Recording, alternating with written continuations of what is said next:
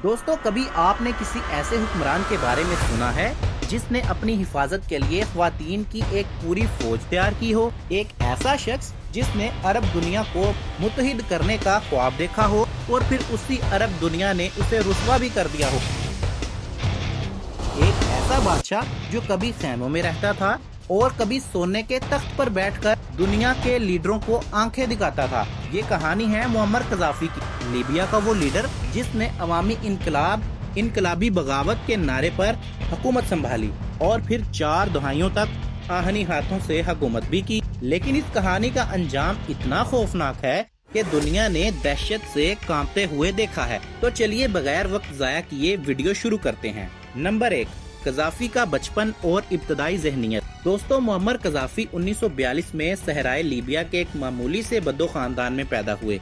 ना कोई महल, ना कोई तालीम, ना जदीद सहूलियात, सिर्फ एक खेमा, मट्टी और भूख। लेकिन बचपन से ही कज़ाफ़ी के जहन में ताकत का जुनून था। उसे अरब नेशनलिज्म, अरब कौम परस्ती से गहरा लगाव था। उस पर जमाल अब्दुल नासिर मिस्री सदर की तकरीरें गहरा असर डालती थीं। कज़ाफ़ी ने बचपन ही में सोच लिया था कि वो एक दिन लीबिया को बदल कर ही रहेगा। नंबर 2, फौज में शमूलियत और इक़्तिदार पर कब्जा। कज़ाफ़ी ने लीबिया की रॉयल मिलिट्री अकेडमी, शाही फौजी अकेडमी में दाखिला लिया। यहीं उसने अपने वफादार साथियों की टीम बनाई जो बाद में उसकी ताकत का महवर बने। 1969 में महज 27 साल की उम्र में कज़ाफ़ी ने बादशाह इदरीस की हुकूमत का तख्ता उल्ट दिया।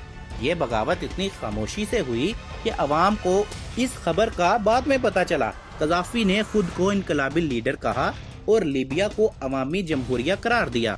नंबर 3, कज़ाफ़ी का नजरिया और ग्रीन बुक। कज़ाफ़ी ने अपनी हुकूमत को नजरियाती बुनियाद देने के लिए एक सबज किताब यानी ग्रीन बुक, अजीबो गरीब किताब लिखी। इस किताब में कज़ाफ़ी ने कहा कि जमहूरियत एक धोखा है, असल ताकत अवाम की कमेटियों में है। कज़ाफ़ी ने पार्लियामेंट, आइन और जमहूरी इदारों को मुस्तरद कर दिया। मुल्क भर में अवामी कॉन्फ्रेंसेस और अवामी कमेटियां बनाई, लेकिन असल ताकत सिर्फ कज़ाफ़ी के ही पास थी। नंबर 4, औरतों की फौज और कज़ाफ़ी का सोना। दोस्तों, कज़ाफ़ी की सबसे ज्यादा मशहूर पहचान उसकी खातून बॉडीगार्ड्स थीं, जिन्हें अमेज़न गार्ड्स भी कहा जाता था। ये खवातीन जदीद असले से लेस होती थीं और उनकी तरबियत खसूसी कैंपों में होती थी। कज़ाफ़ी ने ये औरतें अपनी हिफाजत, ताकत के मुजाहरे और शायद नफ्सियाती तस्कीन के लिए रखी थीं। साथ ही कज़ाफ़ी की दौलत और सोना पूरी दुनिया में मशहूर था। कहा जाता है कि उसके पास अरबों डॉलर के सोने के ज़खायर थे, जिनमें से अक्सर आज भी कहीं गुम हैं। नंबर 5, दुनिया से दुश्मनी और दहशत गर्दी का इल्जाम। दोस्तों, कज़ाफ़ी ने न सिर्फ लीबिया बल्कि दुनिया के कई ममालिक में मुदाखलत शुरू कर दी। उस पर दहशतगर्द तंजीमों को फंड देने और यूरोप में बम धमाकों का मास्टरमाइंड होने के इल्जामात लगे। 1988 में लाकरबी बम धमाका एक बरतानवी तैयारे की तबाही में कज़ाफ़ी पर इल्जाम ठहराया गया। उसके बाद अमेरिका और यूरोपीय ममालिक ने लीबिया पर सख्त पाबंदियां लगा दी। 1986 में अमेरिका ने कज़ाफ़ी के महल पर फ़ज़ाई हमला भी किया, जिसमें कज़ाफ़ी का एक बच्चा मारा गया। नंबर 6, अरब दुनिया से तन्हाई और कज़ाफ़ी का गरूर। दोस्तों, कज़ाफ़ी ने अरब ममालिक के साथ इत्तेहाद की कोशिश की, लेकिन उसका अंदाज जारहाना और तहकीर अमेज था। वो अक्सर दूसरे अरब लीडरों को गुलाम और मगरिब का कुत्ता कहा करता था। उसकी तकरीर में तकब्बुर, तंज और नफरत झलकती थी। लेकिन वक्त के साथ वो तन्हा हो गया, सिर्फ उसकी फौज और सोना ही बाकी रह गया। नंबर 7, अवामी बगावत और खौफ का अंजाम। दोस्तों, 2011 में अरब स्प्रिंग के दौरान लीबिया में भी अवाम सड़कों पर निकल आए। कज़ाफ़ी ने उन पर टैंक, तैयारे और बंदूकें चलाई, लेकिन इनकलाब न रुक सका। जल्द ही नेटो ने मुदाखलत की और कज़ाफ़ी का ज़वाल शुरू हो गया।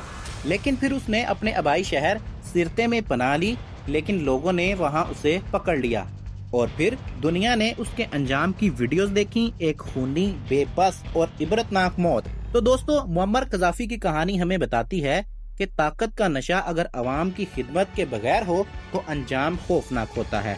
कज़ाफ़ी एक इनकलाबी था, लेकिन वो खुद एक अमर बन गया। उसका सोना, उसकी फौज और उसका गरूर सब मट्टी में दफन हो गए। कहा जाता है कि आज भी लीबिया के रेगिस्तान में उसका सोना कहीं पर छुपा हुआ है और दुनिया उसे एक सबक के तौर पर याद रखती है। दोस्तों, अगर आपको ये वीडियो पसंद आई हो तो लाइक कर लें और चैनल को सब्सक्राइब करके कमेंट में अपनी राय जरूर दीजिए।